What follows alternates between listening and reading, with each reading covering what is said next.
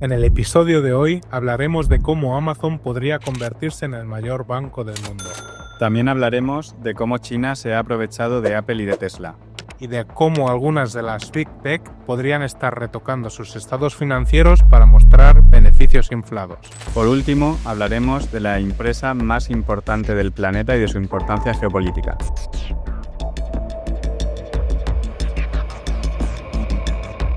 Bueno, bienvenidos al primer episodio de este nuevo proyecto, Más Flow que Cash. El nombre yo creo que los más aventajados lo entenderán ya, pero la intención es que al final todo el mundo lo entienda conforme vayamos discutiendo conceptos. Podréis ver que no es el primer episodio realmente. Subimos un episodio piloto hace unas semanas para recoger un poco de feedback y ahí igual habéis visto también que somos 3 personas. También estaba Adrià Rivero, que por diversos motivos no va a estar con nosotros temporalmente, así que vamos a estar Javi y yo solos. Esperemos que no nos lleven mucho a la contraria, aunque nos gusta bastante. Y el proyecto, Javi, si quieres a grandes rasgos lo explico un poco. Hemos creado este podcast porque realmente pensamos que no hay nada parecido y lo que queremos hacer es traer un poco los conceptos de inversión de una manera, digamos, como a ti te gusta decir, Javi, fresquita, ¿no? Para que la gente lo entienda sin tener que tener pues un background de inversión o haber trabajado en la industria. Y eso hemos visto que realmente con conocimiento de causa no se ha hecho antes. No sé si ves que esa es una buena descripción del proyecto. Sí, la intención es dar un poco de entretenimiento a la vez que idealmente la gente aprenda un poco sobre inversión y podemos discutir sobre empresas, modelos de negocio, pasar un buen rato y que vosotros también lo paséis bien. Sí, la idea que tenemos es divertirnos mientras lo hacemos. Esperemos conseguirlo. Un poco por comentar así temas rápidos. Va a haber un episodio todos los martes a las 6 de la tarde hora española, ¿vale? Está disponible en Spotify, va a estar disponible en YouTube también y creo que se dice iVoox, que es la preferida de muchos españoles y lo sabemos, y básicamente en cualquier plataforma, también en Apple Podcasts, en YouTube Music, en todos lados nos vais a encontrar. Luego también vamos a sacar una newsletter donde vamos a compartir contenido adicional relacionado con cada episodio y también vamos a hacer algún sorteo de vez en cuando y habrá una sección donde tendréis la oportunidad de hacernos preguntas y sugerencias, ¿vale? Nosotros tenemos muchísimos temas apuntados porque llevamos ya muchos meses apuntando temas, pero si tenéis algún tema que os puede interesar relacionado con el mundo de la inversión en la empresa, pues también lo podéis dejar ahí. Y obviamente, por descontado queda que siendo este el primer episodio, siempre lo vamos a agradecer, pero siendo este el primer episodio más aún, si podéis dejar una valoración, compartir el episodio y suscribiros, pues nos haríais muy felices, ¿vale? Esto lo vamos a decir en cualquier episodio, pero en este más aún. La newsletter, para que lo sepáis todos, va a ser, por supuesto, gratuita y lo único que va a ser privada, ¿vale? Hay que suscribirse para poder recibir o ver los mails. Es lo único, pero totalmente gratuita para todo el mundo. Y será añadir información a lo que contemos durante el podcast, pues para quien esté interesado o quiera profundizar un poquito más, pues tendrá más información. Vale, yo creo que ya hemos tratado así los temas básicos, entonces vamos a ver los temas de hoy, ¿vale? Hoy vamos a hablar principalmente de 2 temas. Uno, vamos a ver todo el tema que yo creo que es muy de actualidad de las Big Tech y las inversiones de las grandes tecnológicas americanas, las inversiones que se están haciendo en IA y también los truquillos contables que están haciendo, ¿vale? Para un poco, no vamos a decir engañar porque es una palabra muy fuerte, pero para mostrar mejores resultados de los que luego lo vemos. Sí. Y luego vamos a hablar probablemente de la empresa más importante del mundo, ¿vale? Y es una empresa que realmente no la conoce mucha gente fuera del ámbito de la inversión, a pesar de que están usando, no sus productos directamente, pero están usando el fruto de sus productos todos los días, ¿vale? Porque vamos a hablar también de su importancia geopolítica y por qué podría estar dando una oportunidad de inversión. Y aprovecho para decir que nada de lo que hablemos en este podcast es una recomendación de inversión, ¿vale? Son nuestras opiniones y cada uno pues tiene que hacer su propio análisis. Entonces, no sé si Javi quieres empezar, ¿no? Porque ha habido noticias recientes de una de las grandes tecnológicas. Efectivamente, supongo que muchos de vosotros habréis oído pues que hace unos días Amazon cerró la compra de Axio. Axio es un Buy Now, Pay Later indio. Buy Now, Pay Later son estas plataformas que te ofrecen pues comprar un producto y simplemente lo pagas a plazos posteriormente, ¿no? Y entonces a mí la pregunta que me vino directamente fue ¿qué hace falta para que al final Amazon se convierta en un banco? Porque pensadlo un momento. Hablamos de la mayor plataforma de e-commerce del planeta, con más datos que nadie sobre lo que compran los clientes, que venden los merchants, que son la gente que está vendiendo a través de Amazon, cómo se comportan, qué recurrencia tienen, quién devuelve los productos, quién paga puntual, quién no, etcétera, ¿no? O sea, ¿quién está mejor colocado que Amazon para al final dar crédito? Es que ni los bancos tienen esa granularidad de información que puede tener Amazon. Y lo curioso es que con todo eso a favor, todavía no haya dado el paso, ¿no? Siguen apoyándose en terceros, como pueden ser Affirm o Klarna, que por cierto ha hecho la IPO hoy que grabamos, martes, y siguen apoyándose en este tipo de plataformas para hacer este tipo de transacciones de crédito, ¿no? Y al final, Leandro, ¿no te sorprende al final con esta base de datos, con la escala, con la relación que tiene directamente con clientes y vendedores, cómo es posible que no haya ya un Amazon Bank? O sea, a mí me sorprende, pero al mismo tiempo pienso que puede haber algunas barreras para que Amazon sea un banco. Y la que se me ocurriría así de primera sería regulatoria, igual, porque No te me estás adelantando, Leandro, te me estás adelantando. yo creo que puede haber algunas barreras, pero sí que es verdad que, como comentas, o sea, hay precedentes. Tenemos el caso de Mercado Libre, que además tú conoces bien, que al final es un Amazon, pero ya se ha metido en tema financiero. Efectivamente, a las barreras, a las potenciales barreras que podría tener o los potenciales challenges que podría encontrar Amazon a la hora de expandirse, vamos a hablar después, pero has levantado un buen punto que es el de plataformas de e-commerce que ya han hecho esto y que de hecho lo están haciendo y es una gran parte de su modelo de negocio. Has mencionado Mercado Libre. Mucha gente en el episodio piloto me dio feedback de que cuando hablásemos de una empresa estaría bien presentarlo un poco para poder entender. Mercado Libre es una plataforma de e-commerce en Latinoamérica. Cualquiera que sea de Latinoamérica, por supuesto, la conoce, pero que se ha expandido no solo, al igual que Amazon, en temas logísticos, de envíos, de publicidad, obviamente, con la plataforma de e-commerce, pero también al igual que hizo Amazon en su época, se expandió en pagos, pero Mercado Libre ha entrado de lleno en tarjetas de crédito y créditos tanto a los vendedores como a los clientes, ¿no?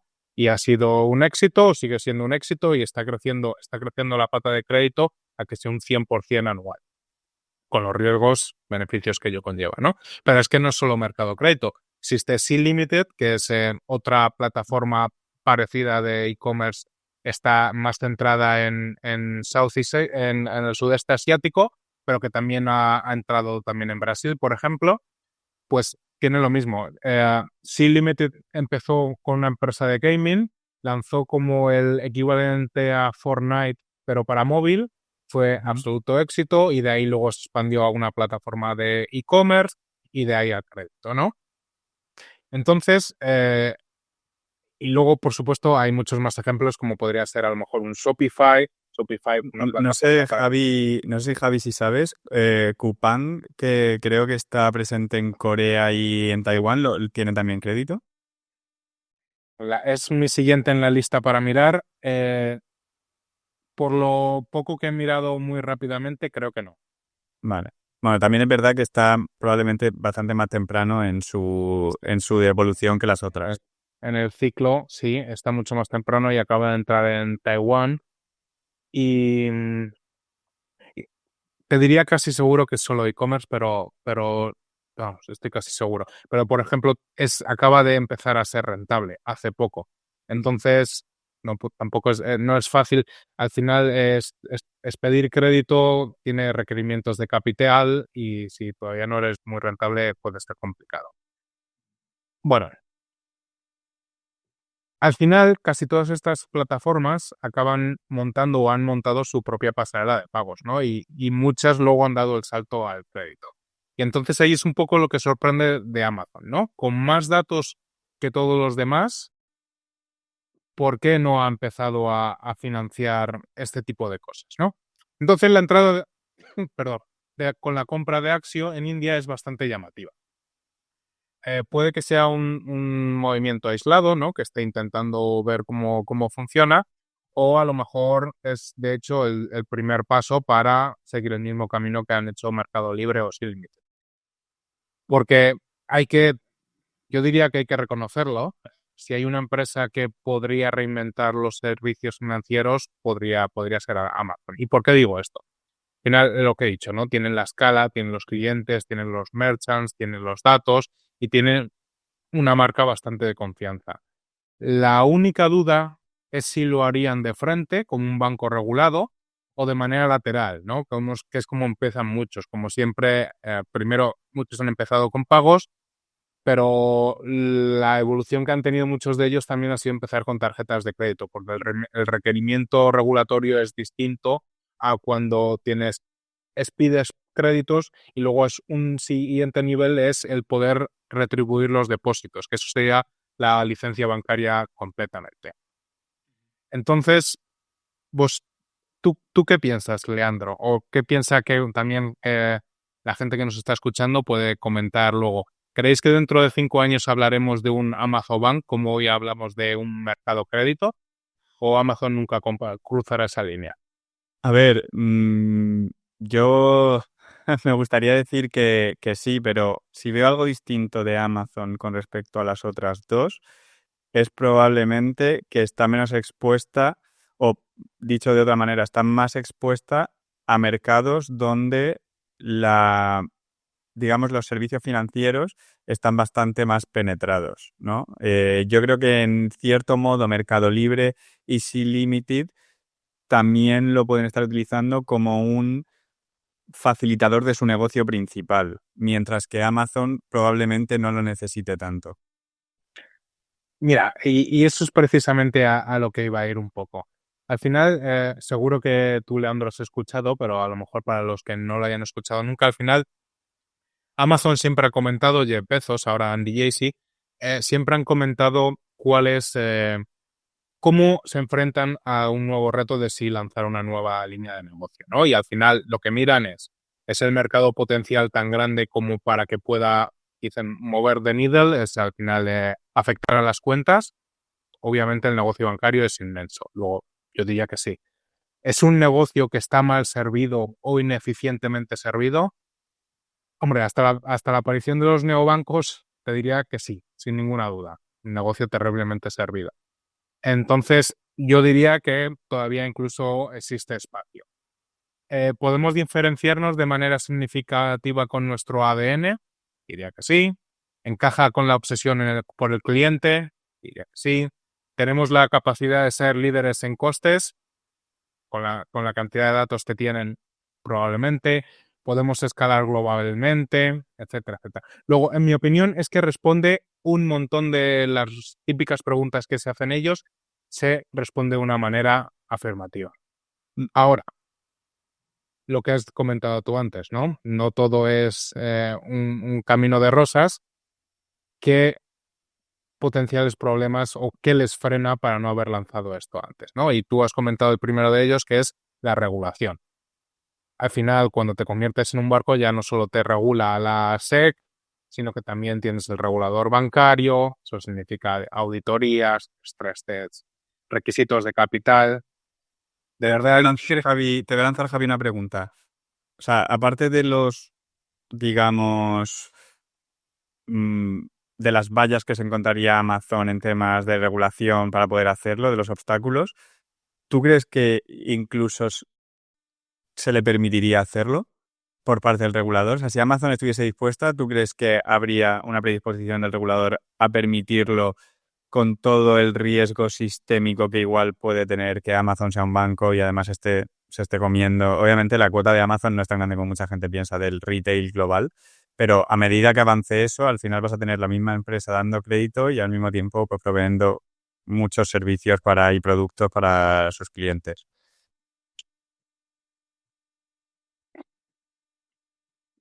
Yo, si Amazon provee de crédito un poco más barato que los competidores, ¿cómo va a entrar el regulador a decir no queremos que des crédito tan barato?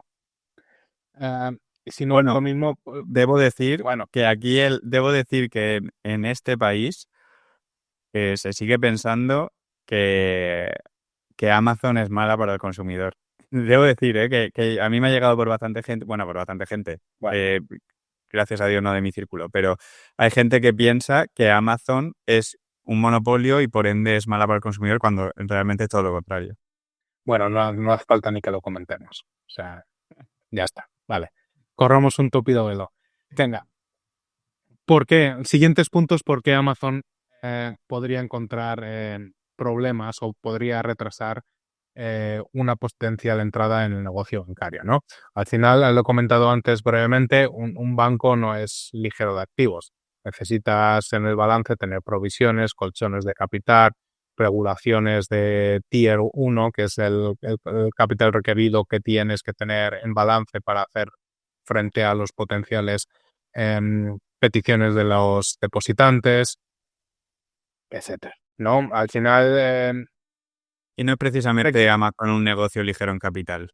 y no es, bueno, pero precisamente tiene ciertas similitudes con otras cosas. Luego, bueno, Mm, ya. Bueno, a ver, a raíz de lo que has comentado antes de Jeff Bezos y Andy Jassy y la filosofía de Amazon de cuándo invertir, realmente Amazon lo que busca son negocios donde se requiera muchísimo capital, porque es decir, que no pueda competir mucha gente, y ahí la nube y todo el tema del e-commerce lo cumplen, y que les puedan dar retornos aceptables a lo largo del tiempo. Dicho de esta manera, el negocio financiero la verdad es que parece perfecto. Totalmente. Ahora bien, ¿querría Amazon correr el riesgo de impago si puedes dejárselo a empresas como Affirm, Klarna o cualquier otro? Al final tú te quedas con la venta, con la comisión, externalizo el servicio de riesgo o de crédito. En el corto plazo parece una jugada bastante más cómoda, ¿no? Pero es interesante ver cómo han entrado en India. Probablemente al final India es un mercado que es potencialmente la nueva China, crecimientos del PIB muy altos y potencial para convertirse en un nuevo hub tecnológico, que ya lo es, por cierto, pero además en una nueva potencial segmento de crecimiento de todas las empresas, ¿no? Ujú. Pues ahí que te he dicho que India es la nueva China, yo te voy a lanzar una pregunta. ¿Tú invertirías en India? No, bueno, no sé si inviertes en India, pero ¿a ti te genera confianza invertir en un país como China, perdón? En India, desafortunadamente, no se puede acceder como inversor individual, creo. Y de hecho, yo todos los indios que conozco y a los que les he preguntado sobre invertir en India me han dicho que aunque se pueda, que no lo haga. Que hay que vivir allí porque sigue habiendo mucho, o sea, sigue estando un poco el mercado capital con un poquito de fraude, no está muy ¿Te bien. acuerdas que hace un par de años hablamos tú y yo con el autor del libro, eh, Sí. ¿cómo se llamaba? What I learned about investing from Darwin, que es básicamente lo que este inversor aprendió de la filosofía pues, darwiniana o de la teoría darwiniana y cómo la aplica a la inversión.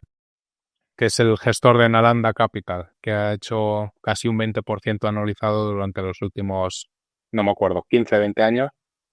Sí, sí. Y además invirtiendo exclusivamente en India. O sea, él solo invertía en India, pero claro, Pero desde Singapur.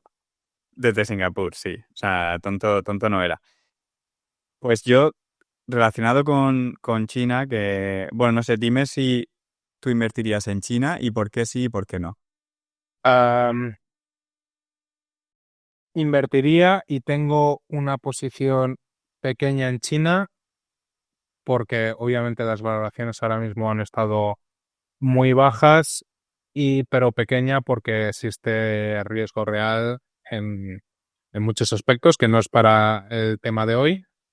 Eh, es al final un trade-off, es una decisión que tienes que tomar. Yo tengo una asignación relativamente pequeña en una empresa de extremada calidad y, y eso es todo. No invertiría mucho porque hay riesgos reales.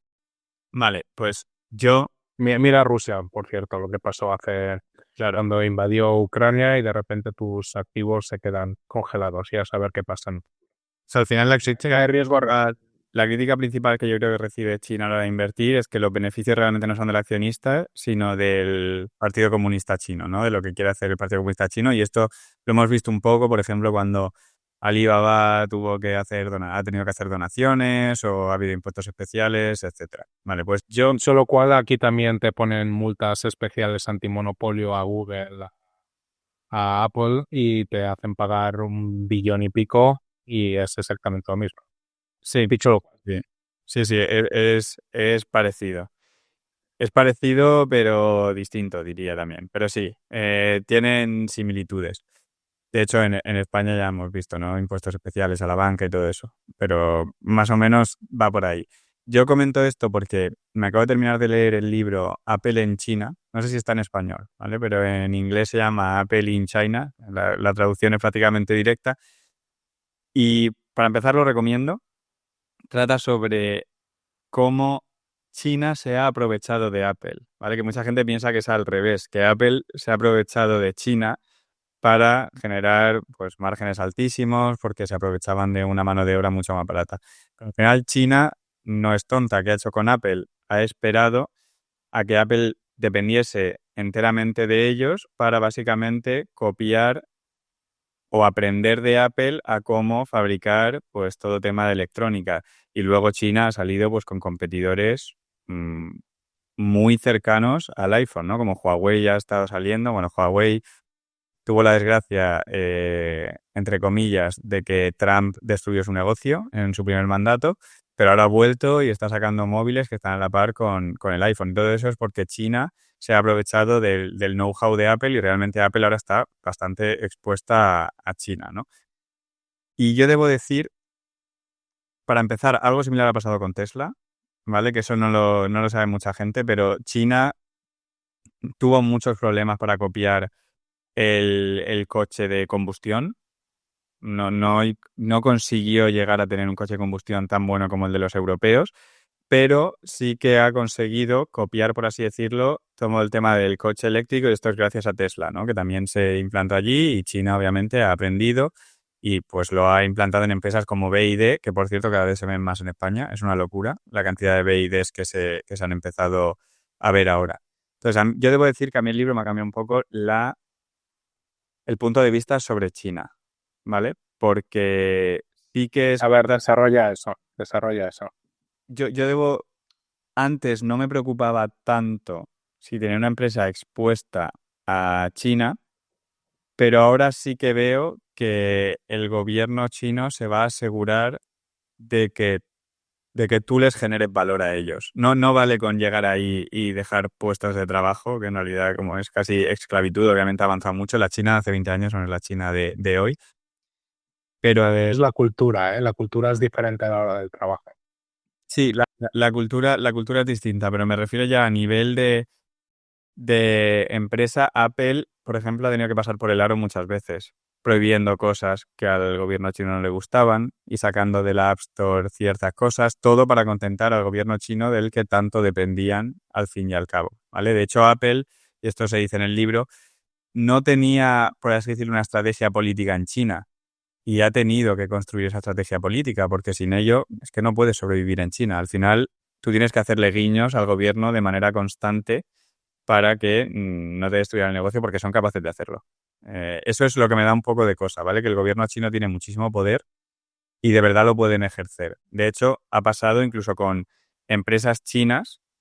Creo que se comenta en el libro el caso de una empresa china, es que no me acuerdo exactamente de qué era, que para contentar a inversores americanos salió a cotizar en Estados Unidos y básicamente el gobierno comunista, el Partido Comunista Chino la destruyó. O sea, la llevó a la quiebra, porque eso no se podía hacer siendo una empresa china, ¿vale? Fue hace unos años. Entonces, todas esas cosas, Alibaba salió a cotizar, por ejemplo, en Estados Unidos antes que en Hong Kong, por poner un ejemplo. sí, bueno, ya no sé cada empresa, esta es una empresa pequeña, ¿vale? Entonces, no sé si con cualquier empresa, pero también creo que a China también le interesa tener algunas empresas chinas cotizando en Estados Unidos. Al final eso te da bastante imagen. Pero no sé, yo creo que si te lees el libro de Apple en China te va a cambiar un poco la percepción, ¿vale? Porque yo creo que aquí también Continúa, perdona. yo tenía una percepción de que China en cierto modo se había vuelto un poco más capitalista para desarrollarse, pero te das cuenta de que realmente Xi Jinping es todo menos capitalista. O sea, es muy, muy socialista. Lo que pasa es que el tío es muy listo y sabe lo que tiene que hacer para ser autosuficiente. Y, por ejemplo, copiar las cosas de Apple o de Tesla ha sido una de las cosas que han hecho. Mira, este libro le tengo pendiente para leer. Es de hoy en día. Em, Escuché un podcast suyo en el que le entrevistaban sobre el libro y demás. Es un tío que lleva eh, 25 años viviendo en China, montando empresas, ayudando a gente a montar empresas en China. Y me pareció una visión muy distinta a la que normalmente recibimos en Occidente, ¿no? Y me lo compró para echarle un vistazo. Me gustó la charla. Tiene por ahí no me acuerdo quién le entrevistó, un podcast relativamente conocido en España y me pareció bastante interesante. Una visión diferente. Vale, pues le daré una leída a ver si me cambia ahora un poco la opinión. Voy a ir dando bandazos entre una opinión y otra, tiene pinta. Y ya para conectar con el siguiente tema, yo creo que Apple es una de las grandes tecnológicas, puede ser la única, si no contamos a Tesla, que no está invirtiendo miles de millones en CAPEX para tema de inteligencia artificial, ¿no? El resto está invirtiendo muy agresivamente y ahora yo quiero que nos expliques un poco todo el tema y todo el tema de estas inversiones y cómo se relaciona con la contabilidad.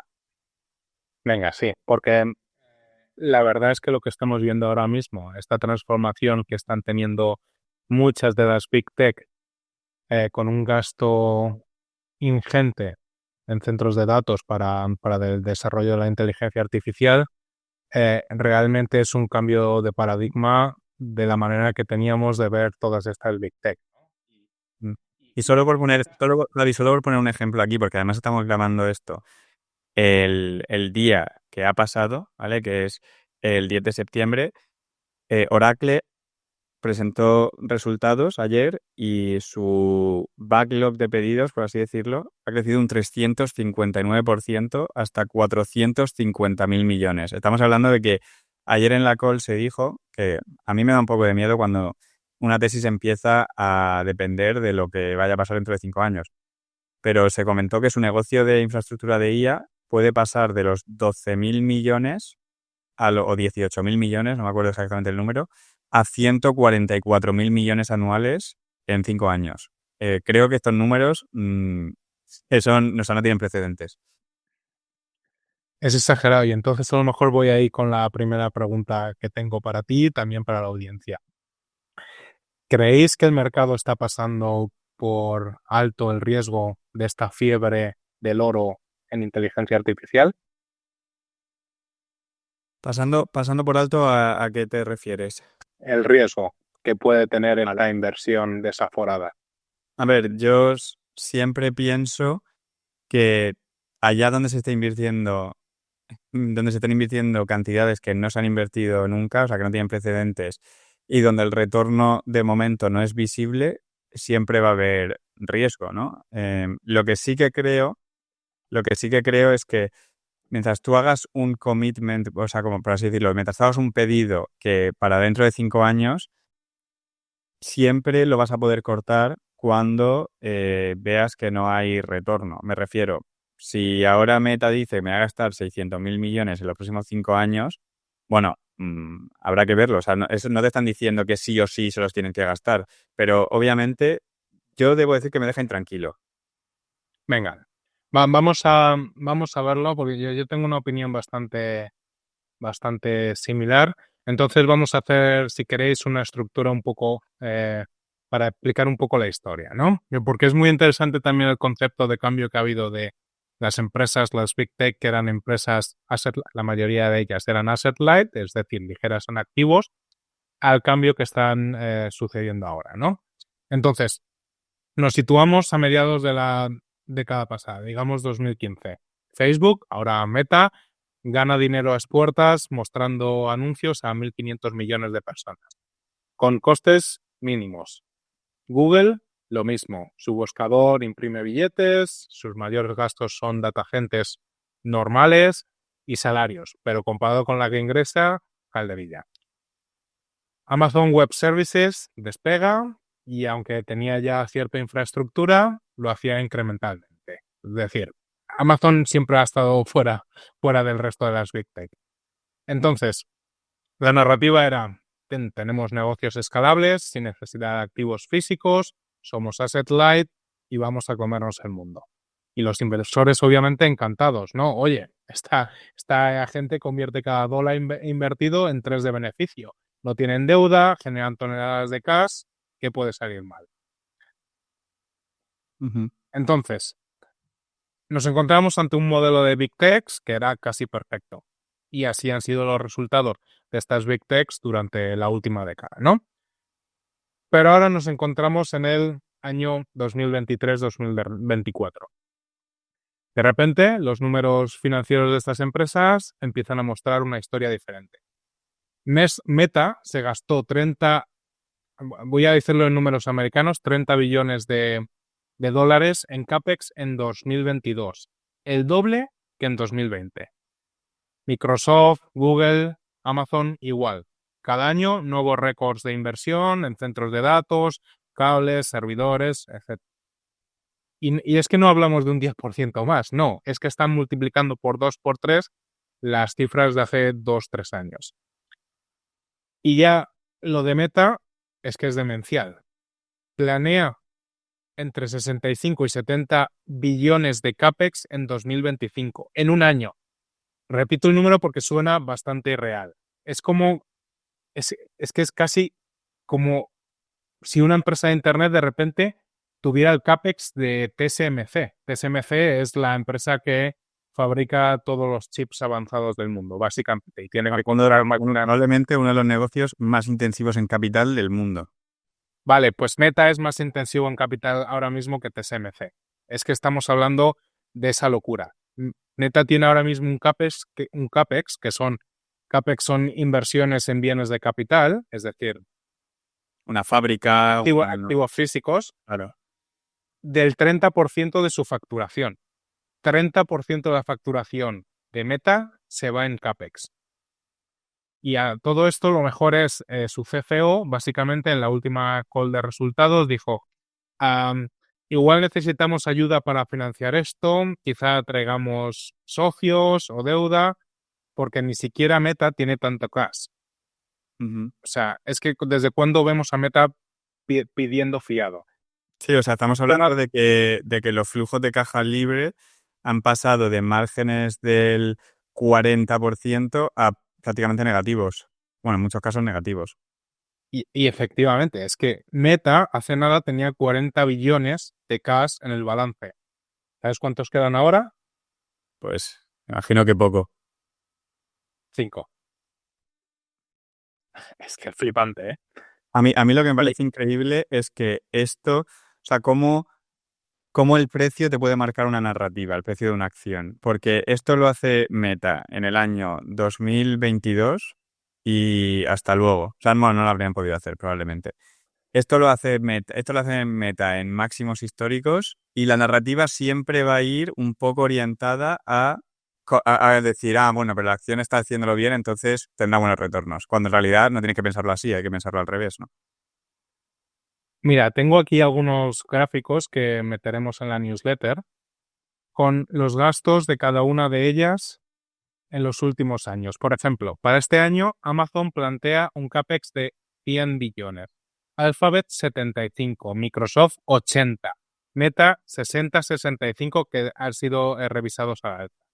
Pero es que lo que es realmente alucinante es cómo ha evolucionado esto. A ver, Amazon se va a gastar más de 100 billones en CAPEX este año. Hace 2 años gastaba 50 y estaba en una época en la que decía que estaba invirtiendo más de lo normal en CAPEX. El doble en 2 años. Pero es que no es solo Amazon. Microsoft hace 2 años gastaba 28 billones. Este año, casi 90. No sé si he leído antes una estadística que entre todas las Big Tech y todas las empresas que están invirtiendo en infraestructura de IA, ya hay 1 trillón americano de CAPEX previsto para los próximos años, ¿vale? Y esto sí que es 1 billón español, el trillón americano. Es una locura. Esto es casi una carrera armamentística en plena guerra. Ninguno quiere quedarse atrás. Que OpenAI saca ChatGPT 5 y necesita 1000 GPUs, pues sale, Microsoft le pone ahí un centro de datos entero. Que Google necesita igualarlo, pues otro centro de datos en otro lado. Al final, estas empresas ven esto como un riesgo terminal para su negocio, no estar a la cabeza. Menos Apple, que ya veremos si es la más inteligente o la que se queda detrás de todo. Ahora mismo parece que es la que se queda detrás, pero Y puede cambiar todo mucho. lo importante que hay que entender aquí es que la identidad de estas empresas está cambiando, ¿vale? Ya no son Big Tech, Asset Light de software, ahora significan software, hardware, cemento, kilovatios y agua. Entonces, Sí, hay que ser muy consciente. sí, o sea, yo creo, y yo te voy a hacer la pregunta que me has hecho tú antes a mí. ¿Cómo lo ves como inversor? Yo lo veo como que el riesgo que tienen estas empresas está creciendo. Los negocios están cambiando y un negocio que antes podíamos considerar que era de mucha calidad, no voy a decir que ahora vayan a ser negocios de mierda, pero el negocio intrínsecamente está cambiando. Y además no sabemos. Yo creo que eso es innegable. O sea, que la calidad del negocio es peor ahora y la visibilidad de los retornos es mucho más baja. Yo creo que eso no lo puede negar nadie. Otra cosa es que tengas una opinión de si confías en que ellos tengan visibilidad en esos retornos o no confías en eso. Pero la visibilidad como punto de vista del inversor es negable que es menor. A ver, tenemos también que tener en cuenta y sobre todo lo que hay que pensar, lo que se les ha preguntado mucho en las earnings calls es qué retorno van a tener sobre estas inversiones. Y si tú puedes estimar que hay demanda para toda la capacidad que estás creando. Pero es que tenemos que hacernos una pregunta de la siguiente manera. Si Meta está invirtiendo 70 billones de CAPEX, si tú quieres al menos un retorno sobre la inversión de un 20%, es que necesitas 14 billones de beneficio operativo incremental. Para tener 14 billones de beneficio operativo incremental es una barbaridad, pero una barbaridad. O sea, estamos hablando de cantidades ingentes que no somos conscientes. Y luego, O sea, yo creo que eso también es algo que, en cuanto a las Big Tech, a mí siempre, creo que nos han mal acostumbrado, ¿no? Las Big Tech. O sea, que Amazon salga y en un año te añada a su línea de ingresos 70.000 millones y que nos parezca normal, a mí eso me parece increíble. O sea, 70.000 millones, que empresas que generen 70.000 millones anuales, ya empezando desde cero, que no hay. No hay muchas, o sea, hay muy pocas. entonces hay que poner los datos en perspectiva y analizar todos los riesgos que están saliendo, ¿no? Entonces, hay un último tema. ¿Qué pasa si todo este hype tiene parte de humo? Si dentro de 2 años la IA ya no crece al 1000% anual, sino que se estabiliza. Vas a tener un montón de centros de datos medio ociosos depreciándose. Y ese es un punto crítico, la depreciación, porque aquí es donde entra la parte contable un poco turbia de la historia. Yo creo que antes de eso, Javi, explica cómo, esto es como una pregunta de examen para cualquier aspirante inversor. ¿Cómo se registran los 3 estados contables, el flujo de caja, el balance y la cuenta de resultados? una inversión en CAPEX a lo largo del tiempo? Venga. A ver cómo lo explico de una manera que sea entendible para la gente que nos está escuchando. Tú cuando haces una inversión en bienes físicos, en lo que se llama en el argot CAPEX, no pasa directamente a la cuenta de pérdidas y ganancias. Es decir, tú si invierte ahora Meta 70 billones en CAPEX, tú no vas a ver ninguna partida en la que, o sea, si factura 100 millones, imaginad, no vas a ver en ninguna partida los 70 billones en negativo. ¿Por qué? Porque esos bienes que tú has adquirido por 70 billones entran al balance como 70 billones, ¿vale?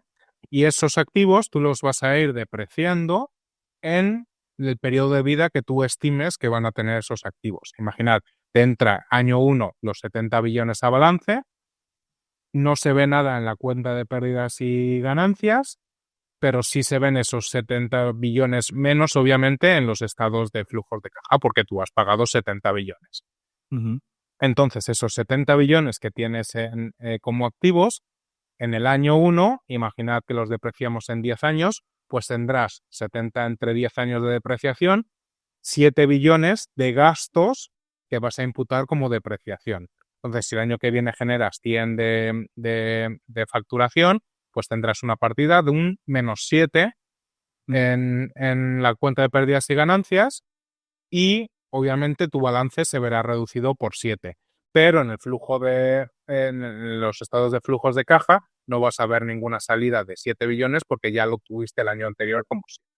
O sea, al fin y al cabo lo que está haciendo la contabilidad es asumir que ahí hay un coste de reemplazar esos activos, pero obviamente como no se deprecia todo en el mismo año, te está dejando prorratearlo en la vida útil del activo, como asumiendo que te tendrías que estar gastando teóricamente 7.000 millones cada año para reemplazar esos activos, para que sigan siendo productivos. Venga, entonces, vamos a ver lo que está pasando ahora mismo, ¿no? Obviamente las empresas saben que están asumiendo más riesgos ahora mismo y ¿qué han hecho? Algunas de ellas, pues maquillar un poquito los estados financieros, ni más ni menos. Y ahora vamos a contar un poco lo que están haciendo y vamos a ver si creemos que están maquillándolo o no, ¿no? O sea, al final lo que han encontrado es un mecanismo para que en sus cuentas parezca que los costes no son tan altos, o al menos no son tan altos de momento. Y esto es alargar simplemente la vida útil contable de los activos. La famosa magia de la depreciación. En plan, si mis servidores, en vez de durarme 3 años, ahora digo que me duran 5 o 6, oye, pues reparto ese gasto en más tiempo y ahora gano un poquito más, ¿no? Y claro, sobre el papel es fenomenal. Te suben los beneficios, te suben los márgenes, todo es contento. Solo lo que pasa es que los servidores no preguntan si pueden vivir 2 años más. Y aquí el problema es que han estirado el chicle un poquito más de la cuenta. Meta, por ejemplo, lo pondremos también en la newsletter, cómo ha ido evolucionando la depreciación de sus activos a lo largo del tiempo, en cuántos años los están depreciando. Meta ha pasado de tener una depreciación media de 5 años a 8, ¿vale? Cuando Microsoft y Amazon los tienen más o menos en 6. Es decir, están diciendo que sus equipamientos duran casi el doble de lo que duraban hace un par de años. ¿Y sabes lo irónico? Que en realidad ahora están comprando hardware, las GPUs de Nvidia, que se quedan viejas mucho antes, no después.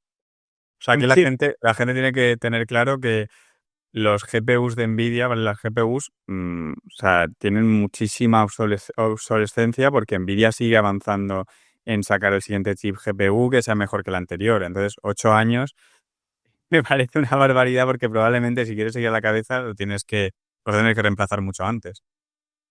Y a mí esto, en el caso de Meta, me huele un poquito mal porque cuando tuvieron problemas en 2022, problemas cuando se fueron a la idea del metaverso, cuando empezaron bueno, porque también fue una mala época para el negocio de la publicidad, que es cíclico. Entonces, puedes ver que durante esos años, cuando los márgenes bajaron y demás, su su vida útil aumentó. Es decir, intentaron ya maquillar un poquito los márgenes cuando les estaban viniendo mal dadas. Aumentaron la vida útil, casualmente cuando las cosas mejoraron, volvieron a reducir la vida útil. Vamos, que son sospechosos. Y ahora parece que está pasando exactamente lo mismo, ¿vale? Importante. Ahora, sin embargo, la acción y todo el negocio va de lujo. O sea, me extraña un poco que a pesar de ir todo yendo de lujo, salgan estos números. Lo dicho, yo lo presentaremos todo en la newsletter para que podáis verlo bien. Y el caso es que esto es solo una patada hacia adelante, porque es que ese futuro va a llegar y algún día del mañana va a llegar. Amazon, por ejemplo, dio marcha atrás parcialmente. En 2024 subió la vida a 6 años, la vida útil, pero al final de año dijo, con la IA hemos visto que ciertos servidores, mejor depreciarlos en 5, no 6, y ¡pum! De repente el próximo año tienes 700 millones menos de beneficios simplemente con esta corrección, ¿no? O sea, aquí lo que es importante que, bueno, la gente que nos está escuchando entienda es que realmente que el año que viene sean 700 millones o 600 millones de depreciación, en términos de efectivo, actualmente no te cambia nada, porque eso es un gasto que no es en efectivo. La cosa, y es lo que ha dicho Javi, que al final tú solo estás alargando una reposición que vas a tener que hacer eventualmente. Entonces, al final se te va a acabar presentando como una salida de flujo de caja antes de lo que realmente tus estados contables estaban estimando. Y es que el caso es que ya hay algunos analistas que han empezado a sacar notas diciendo que la calidad de las ganancias de las Big Tech, pues que han ido bajando, que hay que mirar el flujo de caja, no el beneficio, etcétera, ¿no? Y es que al final, si lo piensas, Meta reporta un margen del 40%, pero su flujo de caja libre, quitándole las stock-based compensation, está casi en 0%, ¿eh? Sí. Y además es que lo que más me tiene preocupado en el caso de Meta es que el negocio de Meta no es el mismo que el negocio de Microsoft. Meta está en una industria, o todavía está en una industria, que es cíclica. En el pasado lo pudo cubrir porque cuando los precios de los anuncios que ponían en sus servidores, en sus plataformas, bajaban de precio porque seguían creciendo a ritmos increíbles, ¿no? El número de usuarios y el número de veces que podían poner los anuncios. Pero ya pasó en 2021-2022, que siguen creciendo, por supuesto, el volumen, pero los precios cayeron y ya el negocio no creció. El que hagan esto, que hayan invertido tanto en CAPEX, que estén depreciando la vida útil de sus activos en más tiempo del que deberían, y el estar expuestos a un negocio cíclico, para mí el riesgo está aumentando muchísimo.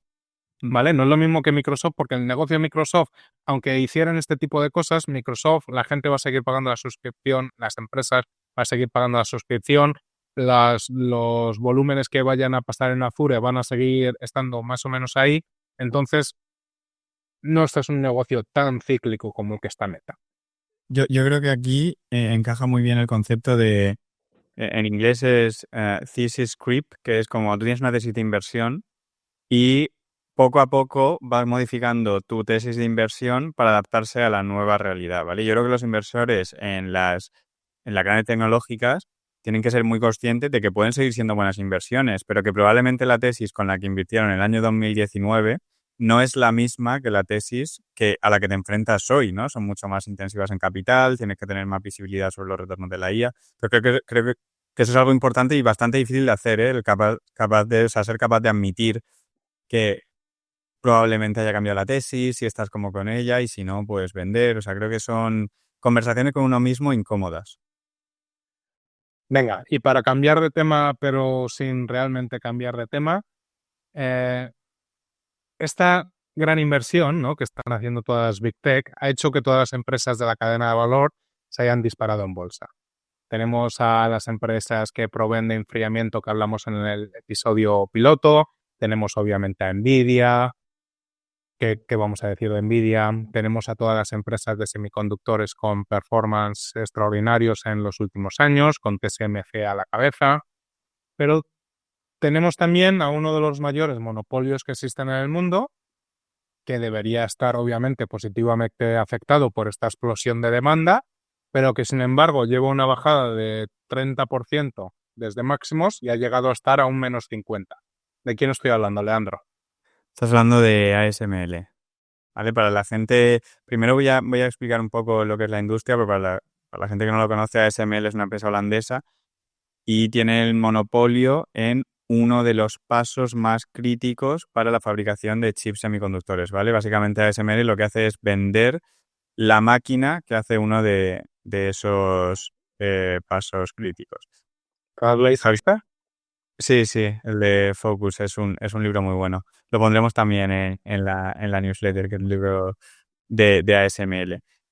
Bueno, entonces, antes de entrar en ASML como tal y de por qué pueden estar disfrutando del mismo performance que el resto de la cadena de valor, voy a explicar muy brevemente lo que es un chip semiconductor, ¿vale? Porque es una tontería, pero creo que si a mucha gente de la calle le haces la pregunta de qué es un chip semiconductor, no te sabrían contestar muy bien lo que es, ¿vale? Un chip semiconductor básicamente es muchos transistores, que transistores son como si fuesen enchufes que dejan pasar corriente eléctrica o no, ¿vale? O sea, el chip decide, un transistor decide si pasa la corriente eléctrica o no, que están impresos en silicio, ¿vale? ¿Por qué se ha elegido el silicio? Porque es un material semiconductor, ¿vale? Entonces tiene unas condiciones que permiten que haya flujo de corriente en algunos momentos y que no haya corriente en otros. Entonces, básicamente es poner muchísimos transistores juntos para cumplir una función. Eso es un chip realmente y es lo que permite toda la tecnología, ya sea tareas de computación como de memoria, ¿vale? Cuando tú guardas algo, eso también es un chip, pero es un chip de memoria. Y cuando tú haces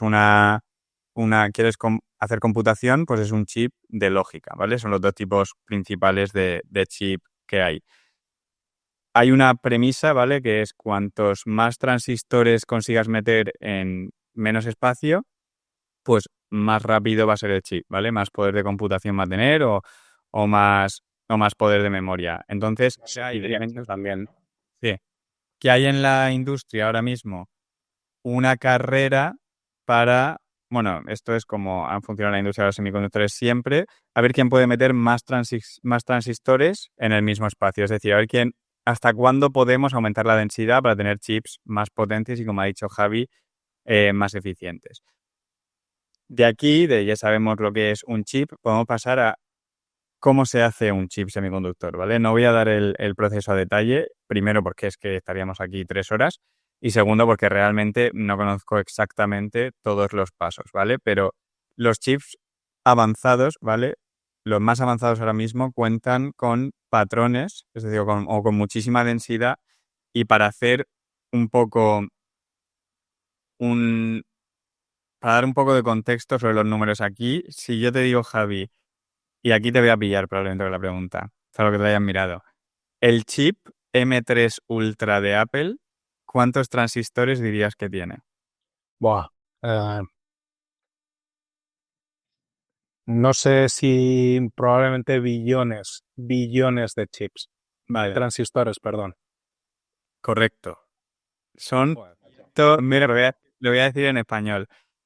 184.000 millones de transistores. Que en Estados Unidos serían 184 billones de transistores. Es lo que tiene el chip más avanzado de Apple, ¿vale?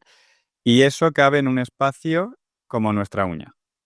Poco más grande, depende de cómo tengáis las uñas, pero igual como la uña un poquito más grande, pero no mucho más. Entonces, como los chips, mucha gente piensa que es una capa, ¿vale? Pero realmente los chips son muchas capas puestas una encima de la otra y los chips más avanzados puedes tener hasta 100 capas.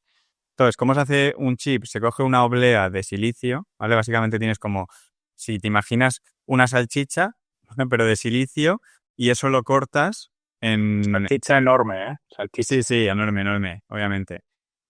Eso lo cortas y yo creo que las obleas más utilizadas tienen como unos 30 centímetros de diámetro, ¿vale? Más o menos. Entonces, eso lo cortas en partes, bueno, en capas pequeñas y sobre esa oblea de silicio lo que haces es una serie de pasos, ¿vale? Que es, básicamente lo que quieres hacer es conseguir imprimir el diseño que tienes, ¿vale? Te has hecho un diseño para un chip y el objetivo es llevar ese diseño a esa oblea para que salga el chip haciendo lo que quieres hacer. Antes de los 80, tanto el diseño como la fabricación los hacía la misma empresa, ¿vale? Es decir, yo diseñaba mi chip, yo me lo guiso, yo me lo como. Yo me diseño el chip, yo lo fabrico, ¿vale? A partir de los años 80 empezó a ser todo tan complejo que eso se dividió, ¿vale? Entre diseño y fabricación. Entonces, por una parte tienes a los diseñadores, el más famoso es NVIDIA, ¿vale? NVIDIA no fabrica chips, es bastante ligera en capital. Lo que sí hace es diseñarlos, ¿vale? ¿Y qué hace NVIDIA? Pues se lo da a TSMC, que es un especialista en fabricarlos, pero TSMC no diseña chips, ¿vale? Entonces TSMC coge los diseños de sus clientes y los fabrica. Y los dos procesos... Dime. No, de hecho TSMC fue la pionera en separar las dos concepciones, ¿no? El diseñar y el fabricar. Lo que ellos quisieron convertirse es en la fábrica de todos los chips de todo el mundo, ¿no? Porque siempre ha podido existir, como en el caso de Intel, que hace las dos cosas, ese conflicto de intereses de recibir diseños externos y fabricarlos ellos. Entonces, TSMC fue pionera en eso. Totalmente. De hecho, cuando se empezaba a dividir la industria, hubo bueno, el CEO de AMD, que por así decirlo hoy en día es competidor de NVIDIA, de NVIDIA y de Intel, ¿vale? Decía, cuando se empezaba a separar la industria y le preguntaban ¿qué opinas de que se esté especializando en la industria? Él decía que los hombres de verdad tenían fábricas.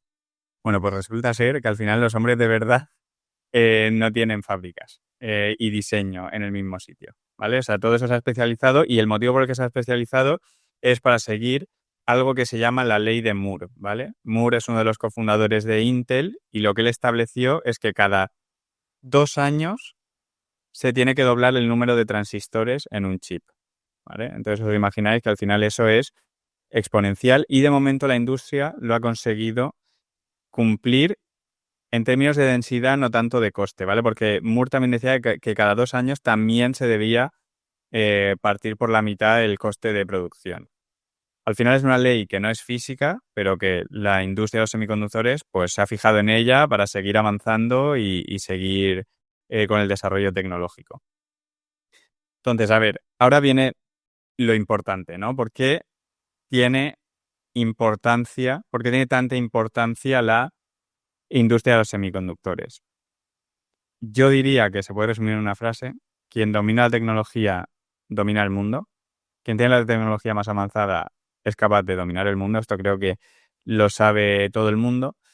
Y claro, el problema viene de que como se ha especializado tanto la cadena de valor de los chips, a pesar de haber varias empresas involucradas, o son oligopolios, porque hace falta invertir mucho dinero y estar muy especializado, o han acabado siendo eslabones tan críticos hasta el punto de ser monopolios, ¿vale? A mí se me ocurren ahora mismo reales 2 monopolios en la cadena de valor, que son TSMC, que ya lo hemos comentado.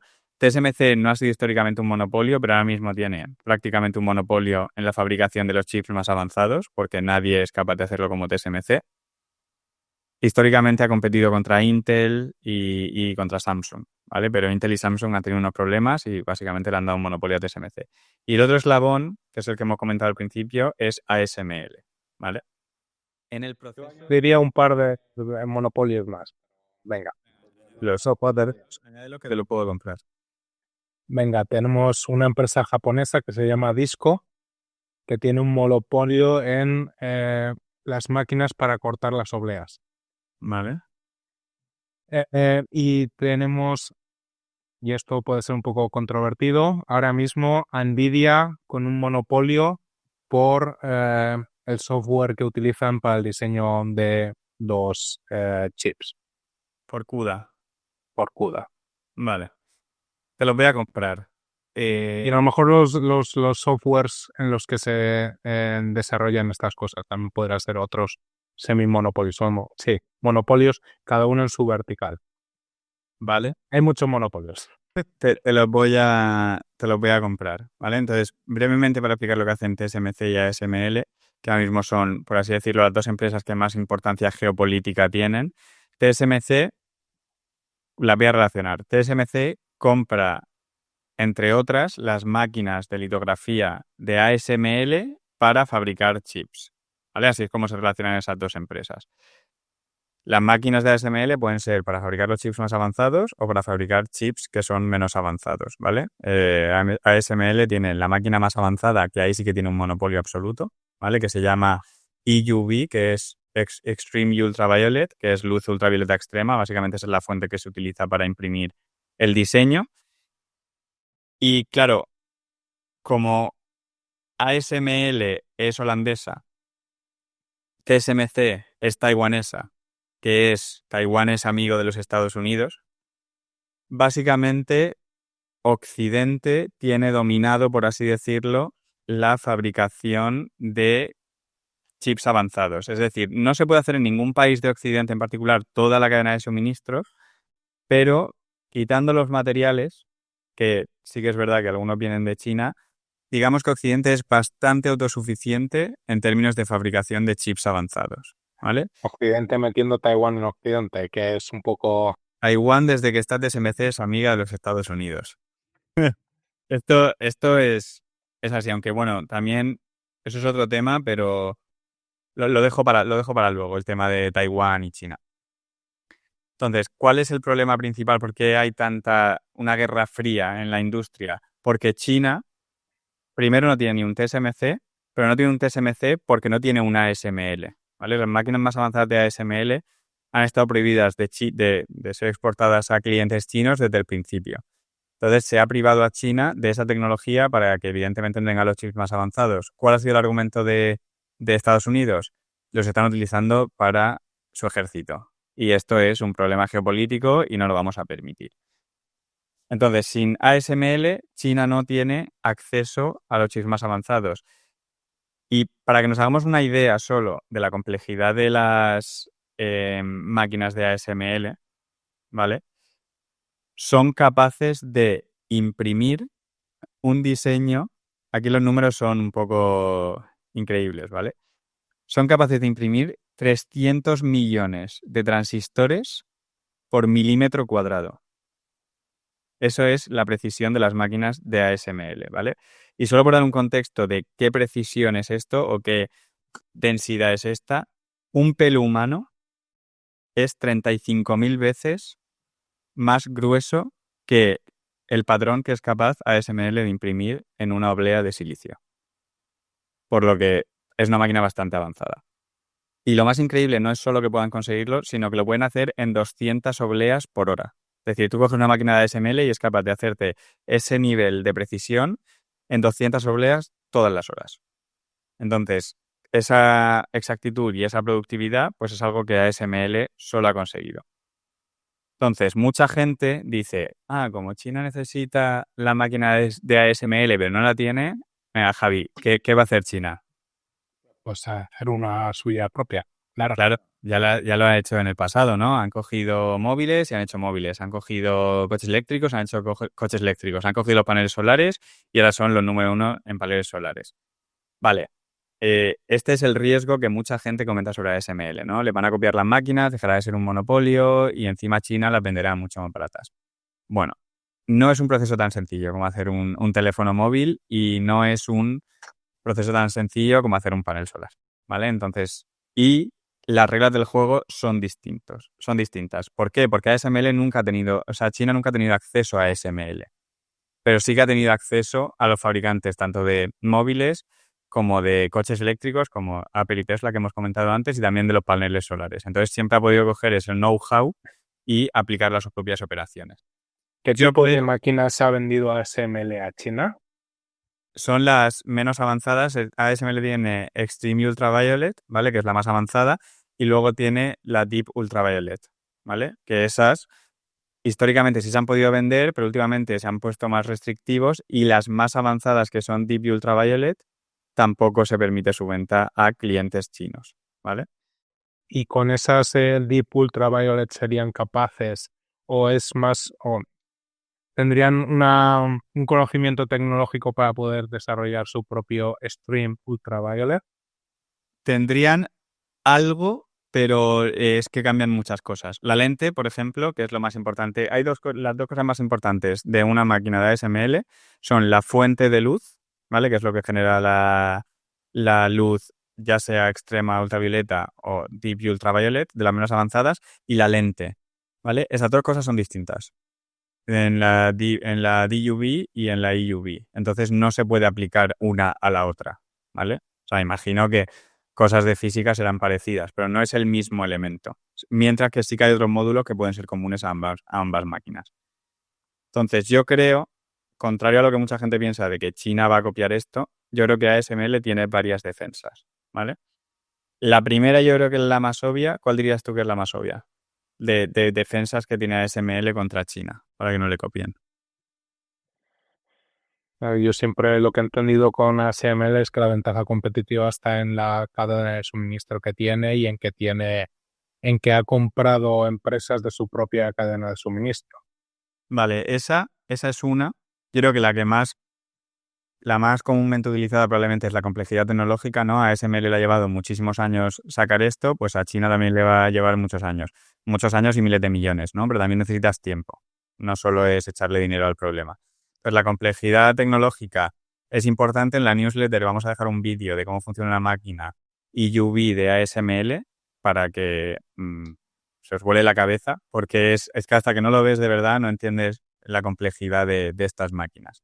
¿Vale? Y también, como he comentado antes, no solo poder hacerlo, sino poder hacerlo con la productividad que lo hacen las máquinas de ASML, que eso es realmente la parte, digamos, más complicada.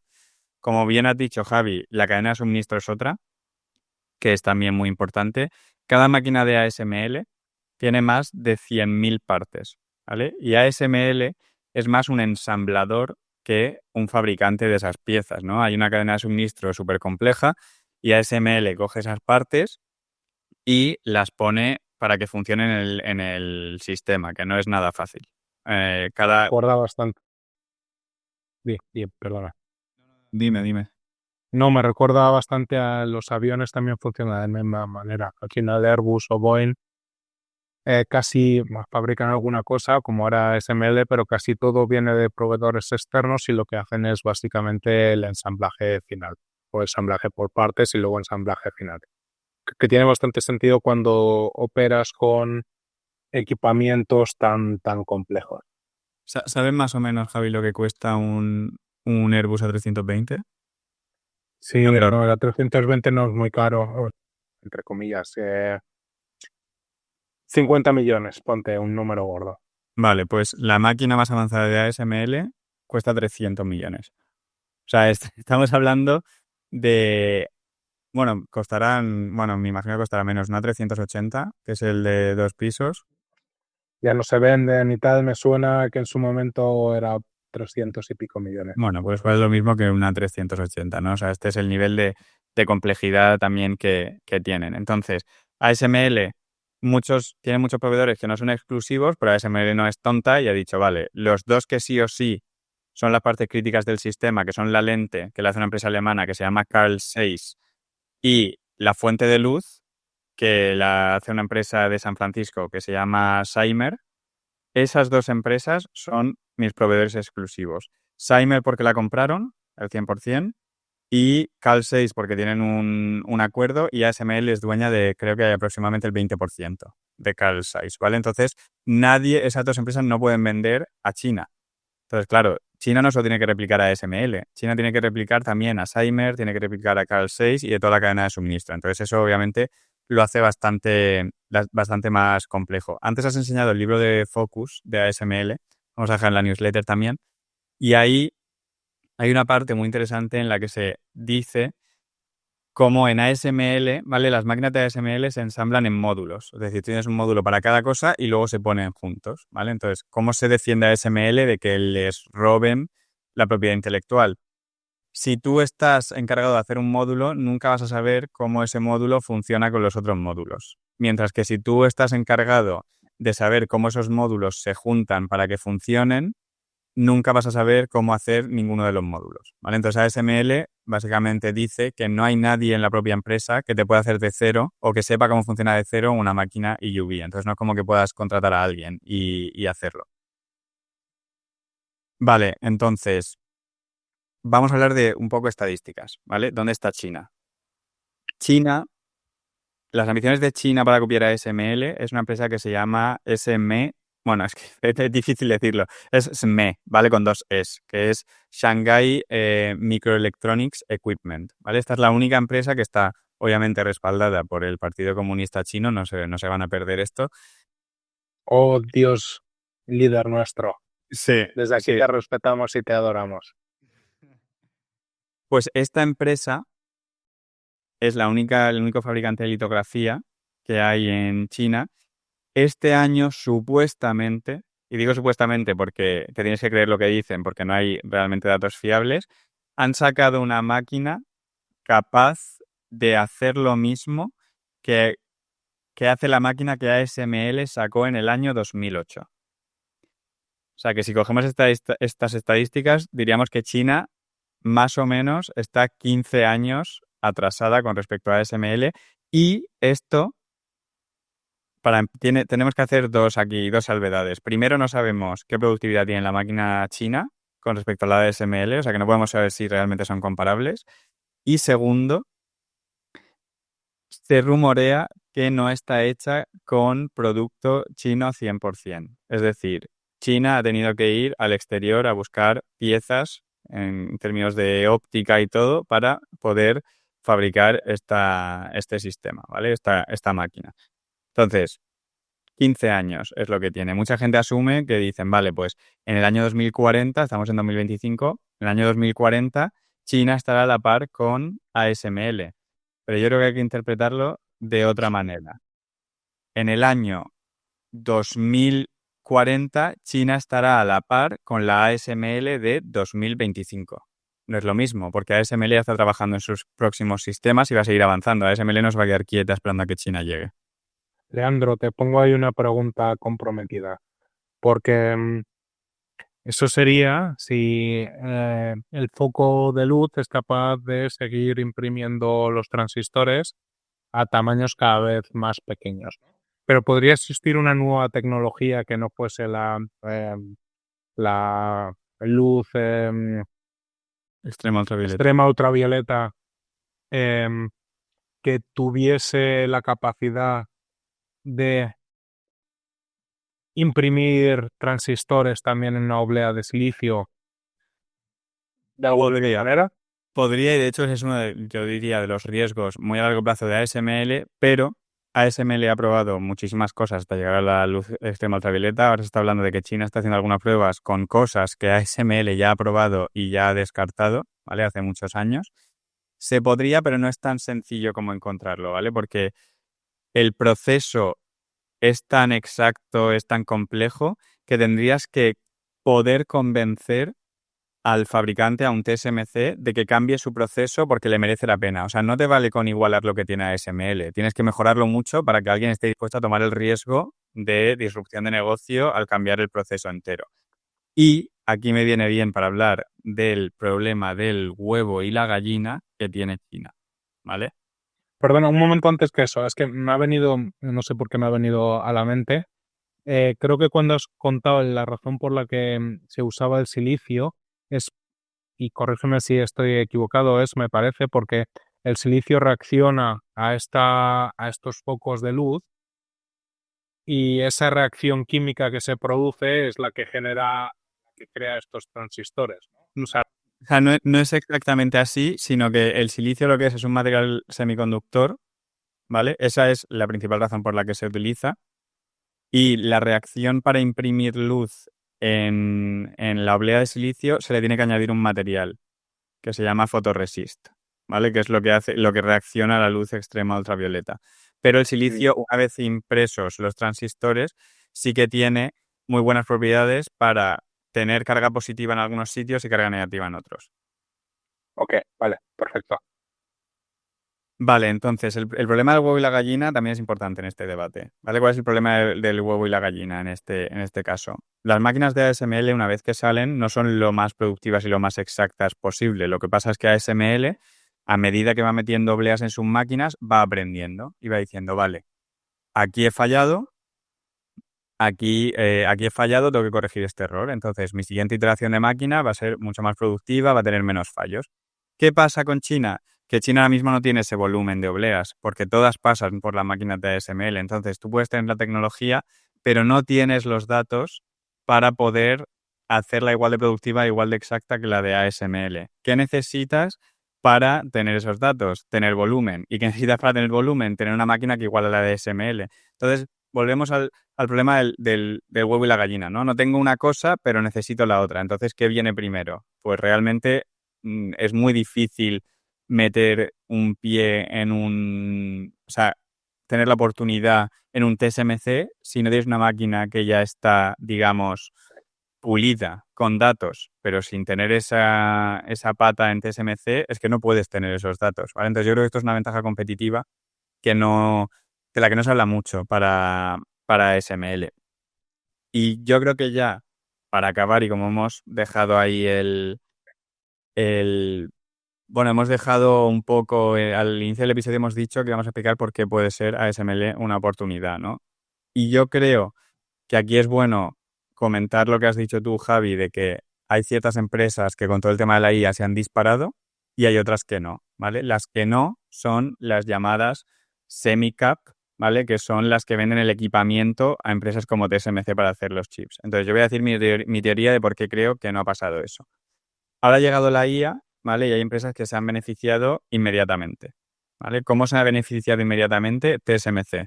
Pues ha subido la utilización de sus fábricas y ha subido precios a sus obleas porque hay muchísima demanda y realmente la oferta la tienen dominada ellos. ¿Qué ha hecho Nvidia? ¿Tienen ya la capacidad hecha para poder...? No, pero sí que llegaron con de 100% de capacidad al auge de la IA.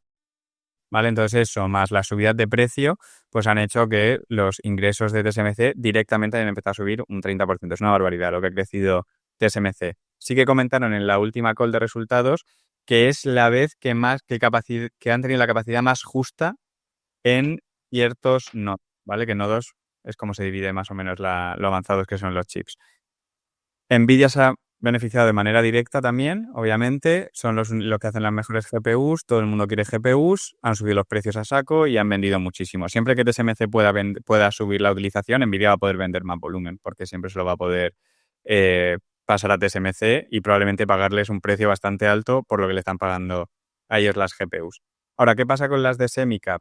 Que ahí es un caso un poco distinto. Porque las empresas de Semicap, que son las que venden equipamiento, dependen de que TSMC diga, aquí tienes mi dinero, voy a construir más fábricas. ¿Qué pasa con eso? Que no es inmediato. Yo primero tengo que planificar, tomo una decisión, veo que mi utilización está alta, espero que se pase todo el tema de la geopolítica, los aranceles y tal, y tomo mi decisión. Y entonces, cuando tomo mi decisión, ASML tarda un año y pico en tener mi máquina. Es decir, ASML el beneficio lo ve con cierto retraso y la industria en general de Semicap, las que venden otras máquinas que no son las de litografía. Entonces yo creo que ese es uno de los motivos por el que estas empresas han quedado un poco fuera de todo lo que está pasando. Ahora bien. Y esto también nos puede llevar a un aprendizaje de que modelos de negocio que se basan en ventas, entre comillas, únicas, o ventas de equipamiento, ventas de bienes de capital, son por naturaleza cíclicas.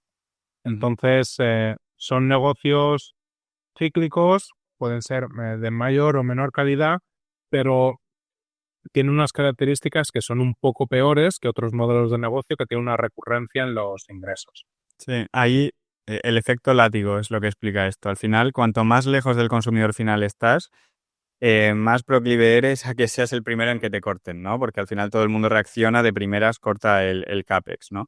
Por eso si tú eres un gasto de OPEX para una empresa, es decir, un gasto operativo que necesitan para operar su negocio con normalidad, es bastante más raro que te vayan a cortar cuando haya un frenazo en la economía, pero o en la industria. Pero si es una empresa de CAPEX, pues probablemente te pueda pasar de manera bastante inmediata. Y esto es lo que le ha pasado a SML, que no ha podido confirmar que crecerá en 2026, a pesar de que toda la IA debería ser un viento de cola enorme para su negocio, ¿no? Entonces, yo personalmente pienso que hay, y esto no es recomendación de inversión, yo personalmente pienso que hay una oportunidad por un tema de tiempo. Es decir, la gente quiere ver el punto de inflexión. Todo el mundo sabe que eventualmente la capacidad que necesita TSMC se va a traducir en pedidos a ASML porque es que es un monopolio.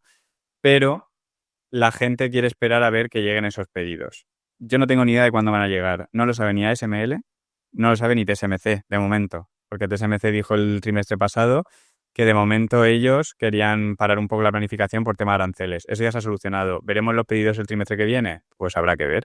Pero si no, eventualmente llegarán, ¿vale? Y luego hay otros riesgos que la gente ve para ASML, que obviamente no lo voy a comentar aquí porque si no vamos a estar 2 horas, pero que igual sí que lo podríamos traer a otro episodio. Muy bien, Leandro. Pues yo creo que ya nos hemos pasado de tiempo, por supuesto. Bueno, como si esto, para que lo tengáis en cuenta, va a ser habitual, ¿vale? Javi dice que yo hablo mucho, pero debo decir que en este episodio probablemente haya hablado Javi bastante más que yo. Increíble. Bueno, chicos, un placer. Espero que os haya gustado. Nos vemos la semana que viene. Recordad en darle las 5 estrellas en Spotify, suscribiros y suscribiros también a la newsletter, que explicaremos todos estos conceptos que hemos estado mirando hoy con un poquito más de detalle. Nos vemos la semana que viene. Un abrazo. Y muy importante también compartir con gente a la que creéis que le podría interesar, que nos va a ayudar mucho también para crecerlo. Un abrazo a todos.